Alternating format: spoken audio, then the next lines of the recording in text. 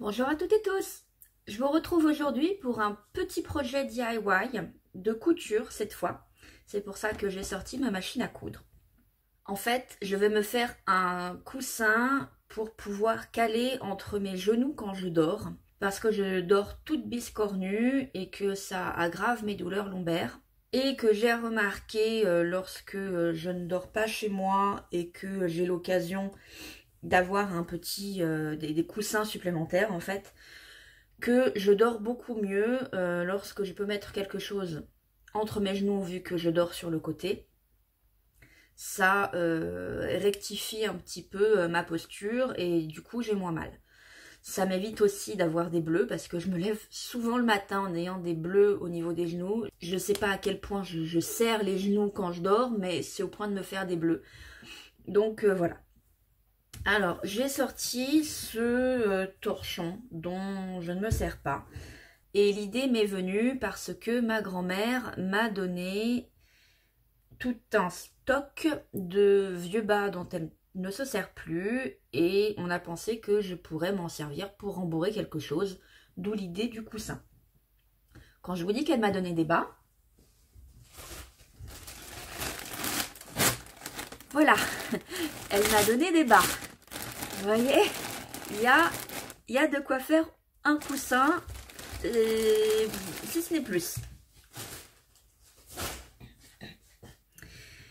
Voilà, donc c'est la toute première fois que je vais réaliser un coussin, même si ça n'a pas l'air d'être bien compliqué, d'autant que je pars d'un tissu qui est déjà cousu, donc ça a déjà des bords bien nets, une coupe à peu près droite. J'en ai plusieurs, mais celui-là a réussi à conserver sa forme rectangulaire. Je l'ai repassé, hein, bien sûr. Je vais donner un petit coup de repassage pour les plis. Et donc, il fait environ 50 sur 70. Donc, je pense qu'en le pliant en deux, comme ça, et du coup, en cousant sur les trois côtés, comme ça, et ben ça fait quand même une bonne taille de coussin pour des genoux. J'ai peur que si je le... Ça, j'ai peur que ce soit trop petit en fait, parce que quand je vais le placer, il sera bien, mais dès que je vais bouger, en fait, il restera pas bien en place. Donc je pense qu'il vaut mieux prévoir un petit peu grand quand même.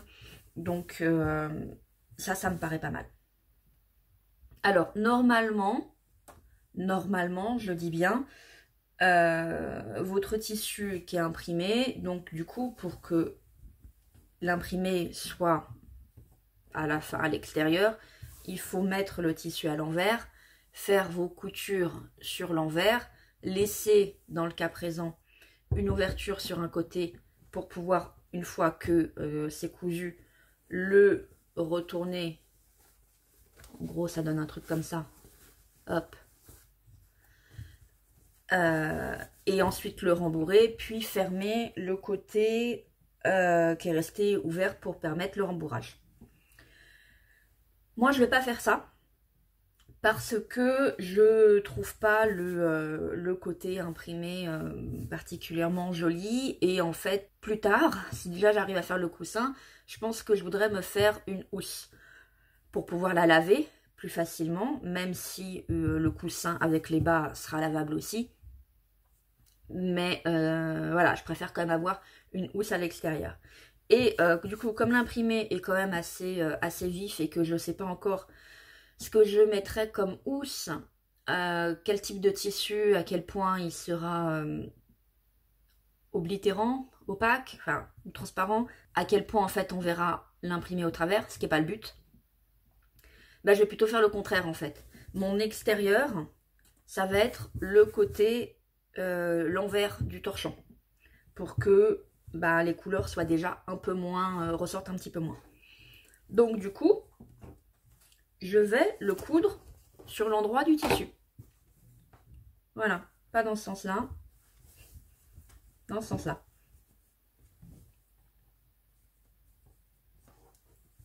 Je vais me servir de la bordure là, puisqu'elle est déjà faite, comme guide. Et je vais coudre deux côtés, et je pense que je vais coudre à peu près jusqu'à Hop, je suis plus dans le cadre. Jusque là, ça va me servir de repère. Donc tout ici pour me laisser tout ça comme ouverture pour mon rembourrage. La main rentre facilement. Et ensuite bah, finir probablement à la main. Alors là je me moque assez de ce que je vais choisir. Normalement il faudrait choisir un fil de couleur, mais bon là c'est un projet pour quelque chose qui à terme sera caché, donc je m'en moque. J'ai du fil blanc dans ma machine, je vais garder du fil blanc. Voilà voilà. Je tiens à signaler que j'ai à peu près level 1 en couture. Particulièrement en machine, j'arrive à changer les aiguilles normales. Pour l'instant, j'arrive pas à changer la taille de l'aiguille ou changer le pied. J'ai essayé plusieurs fois, mais même en suivant les instructions, j'y arrive pas. Donc, il y a du fort level là. Hein. C'est pour ça que j'ai quelques projets de couture. Je me suis dit, je vais commencer hyper modeste avec du tissu déjà pré-mâché. Enfin, ça, je pourrais le faire à la main, hein. C'est juste que je vais me servir de ma machine aujourd'hui pour d'autres choses. Donc, j'essaie de regrouper un peu. Tout ça pour dire que je suis même pas sûre de réussir ce projet-là. Et je me dis quand même, c'est pas bien compliqué. Donc, allez, on va le faire.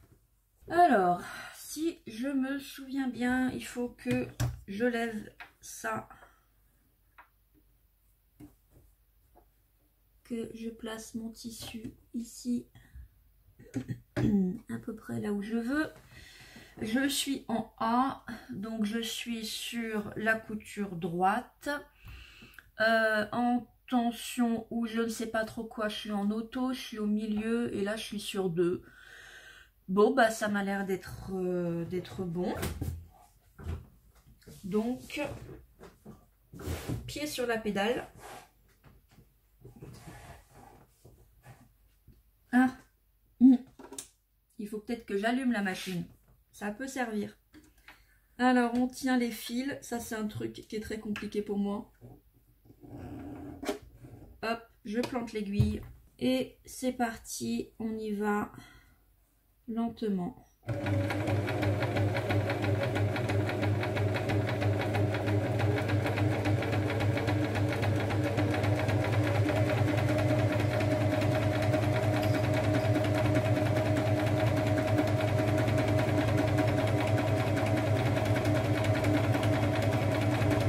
Comment les gens font pour coudre droit, je n'en ai aucune idée.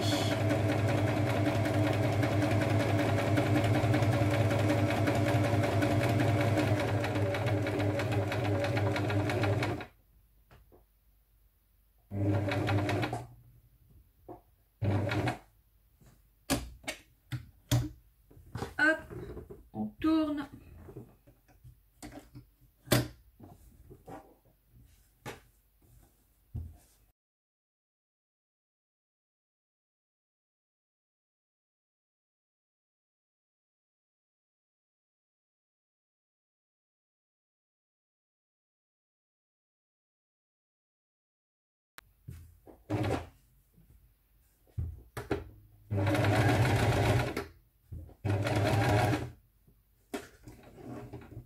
Voilà.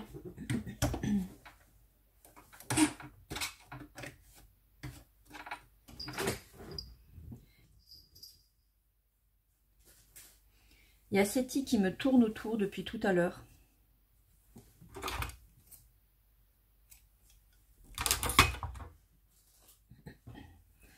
Alors, écoutez, mes coutures ont l'air de tenir, ça fait plaisir.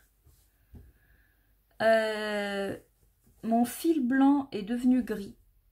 Je ne sais pas pourquoi.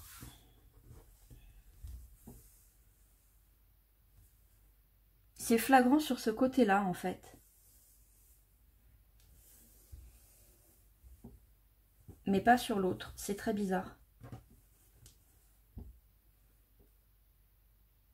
Il doit y avoir un truc sale dans la machine, ou je sais pas. Alors, on retourne mon coussin.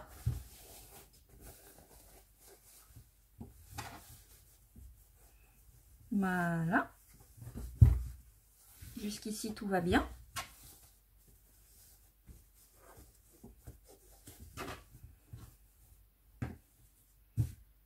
Et on va passer au rembourrage.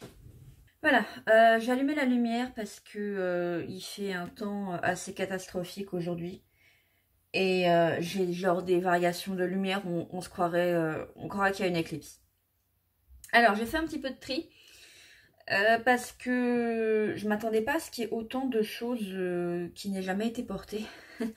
Et j'ai l'impression que certaines choses sont ma taille. Donc du coup, j'ai mis de côté tout ce qui était collant pour que je vérifie si en fait je peux pas les mettre. Je porte pas souvent de collants, mais bon, ça m'arrive quand même de temps en temps. Tout ce qui est mi-bas et chaussettes, ça par contre je porte pas. Il faudra que je demande à ma grand-mère quand même comment elle fait pour pas les filer parce qu'il y a des choses qu'elle a portées. Hein. Et je crois que sur l'énorme sac que j'ai vu, il y en a qu'un qui était filé. Je sais pas quel est son secret parce que moi, tout ce qui est collant, truc comme ça, fin, hein, c'est du 15D. Avec moi, c'est usage unique. Voire même pas du tout parce que généralement, je les file au moment où je les enfile. Donc du coup, pour porter un collant, il faut que j'en achète deux. Et à la fin de la journée, les deux sont foutus. Ah, voilà, mamie, quel est ton secret? J'ai aussi repéré quelques bas de contention. Donc là, il va falloir que je vérifie avec elle si elle ne me les a pas donnés par erreur. Mais voilà, je me retrouve avec 3 gros tas que vous ne voyez pas forcément à la caméra. Mais qui tas, je les ai triés par couleur. Des clairs, des moyens et tout ce qui est foncé noir par ici. Donc, eh ben, on est parti pour le fourrage.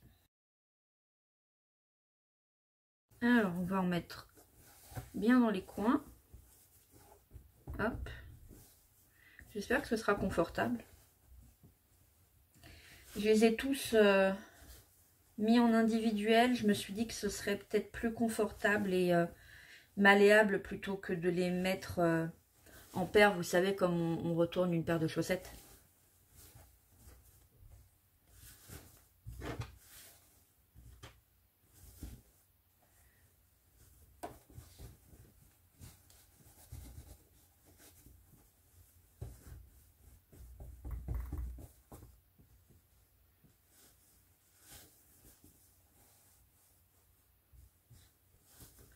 Je suis en train de réaliser que j'ai pas préparé mon aiguille pour finir la couture.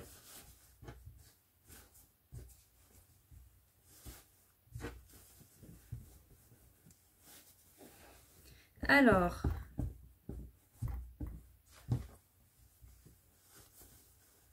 eh ben, je crois que ça va suffire. Hein. Je crois que je vais pas avoir besoin d'utiliser encore tout ça.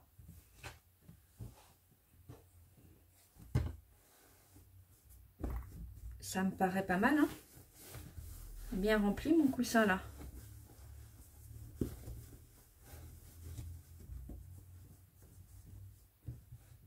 Encore un petit peu. En même temps, il faut que je garde quand même un petit peu de mou pour pouvoir le coudre.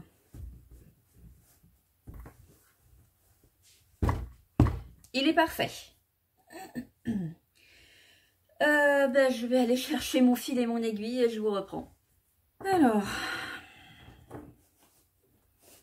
un jour, il faudra aussi que je cherche comment calculer la longueur du fil dont je vais avoir besoin.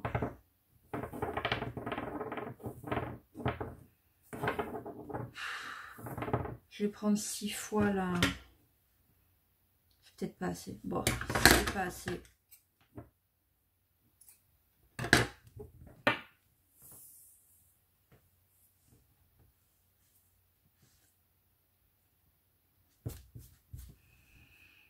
Alors, je sais pas coudre. Enfin, disons que je sais coudre en théorie. Par contre, j'ai pas trop de difficulté à passer le fil dans le chat. C'est mon petit truc à moi. Généralement, j'y arrive assez bien. Ce qui fait que ma mère me demande souvent de le faire quand je viens la voir et qu'elle a de la couture à faire. Elle fait, mais Anne, hop.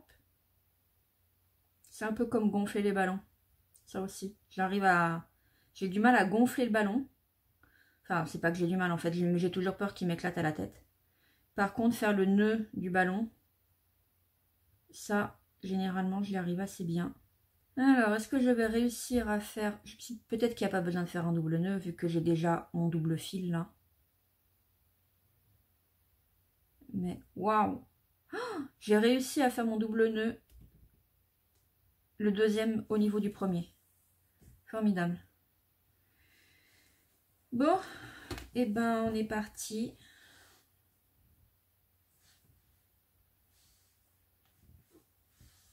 Alors, galère, galère, galère. Comment je vais m'y prendre?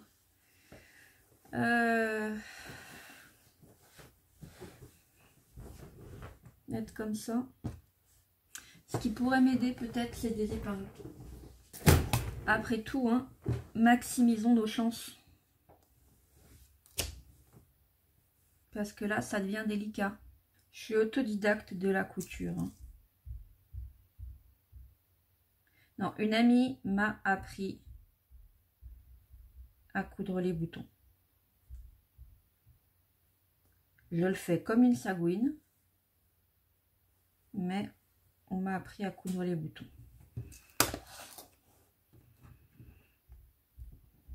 Vous savez, en fait, je me dis que ce serait plus facile pour moi de partir de ce côté-là. Peut-être. Alors, vous voyez, le problème que j'ai, c'est que si je fais ça, ça me fait forcément des coutures hyper espacées. Vous voyez, enfin, je sais pas si vous verrez, mais j'ai vraiment un écart important entre mes points. Ce qui est pas top. Mais si je fais pas comme ça, c'est-à-dire si je pique et qu'après je repique comme ça, mais en lâchant le fil en quelque sorte, ben mes coutures sont tellement biscornues qu'au final c'est pas mieux. Donc bah, là encore, je sais pas quel est le secret pour une couture réussie. Vous savez ce que je pourrais faire? Demander à ma grand-mère. Ou à ma mère, hein, qui est quand même beaucoup plus près. Ce qui fait que généralement, les rares fois où je me retrouve à coudre quelque chose à la main, ben, je fais un aller-retour. Tout simplement. Pour essayer d'avoir moins d'espace comme ça. Bon, les épingles étaient une très bonne idée. Hein. Je sais pas si je m'en serais sortie sans. Et on repart en sens inverse. En essayant de suivre le tracé.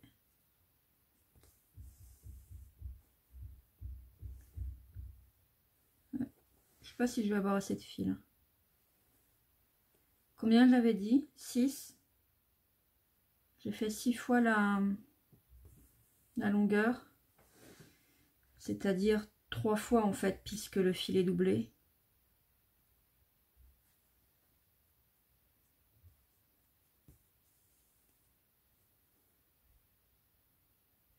Hop là.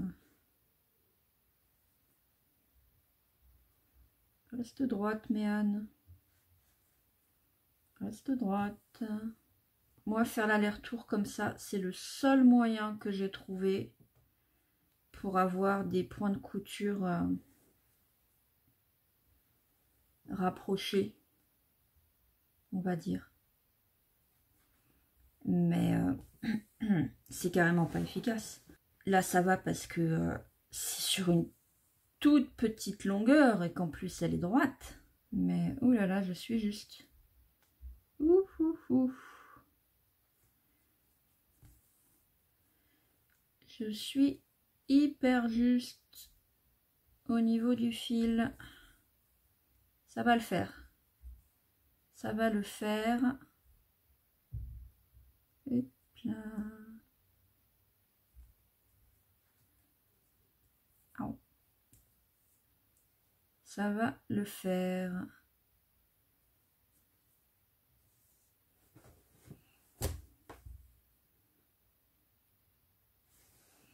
Alors, pour faire le nœud final, moi je fais un nœud tout simple. Je passe sous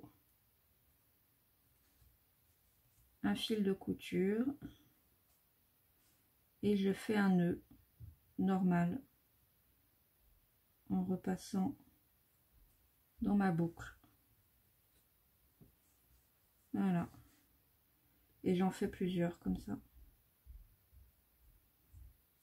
Bon, là j'ai attrapé le tissu. Et on n'est pas censé attraper le tissu. Voilà, mais ça me permet de faire un nœud au plus près de la couture, quoi.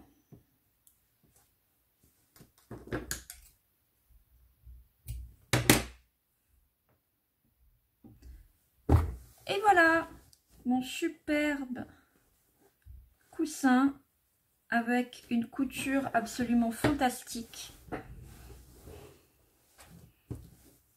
Voilà, joli petit coussin, bien rembourré, bien garni, 100% récup des bas de ma grand-mère, récup d'un torchon de cuisine dont, alors je vais pas dire que je m'en sers pas parce que si, je m'en sers, mais en fait j'en ai des beaucoup plus jolis qui restent dans mes placards dont je voudrais me servir et que j'ai tendance à pas me servir parce que celui-ci est sorti, que quand il se fait laver j'ai la flemme de le ranger, donc je continue de l'utiliser, mais en fait on va pas dire que je l'aime pas trop, on va dire. Non mais il est pas, les couleurs sont pas du tout accordées à ma cuisine qui est bleu turquoise. Voilà. Donc je suis très contente d'avoir fait ce petit coussin avec vous. J'espère que ça vous aura plu, que ça vous aura donné des idées et des envies de recyclage. Je vous remercie d'avoir regardé ma vidéo. N'hésitez pas à me laisser un petit pouce en l'air ou un commentaire ou à vous abonner. Ça m'encourage énormément à continuer cette aventure YouTube avec vous. Et puis, je vous dis à bientôt, une bonne fin de week-end et à dans une prochaine vidéo. Au revoir!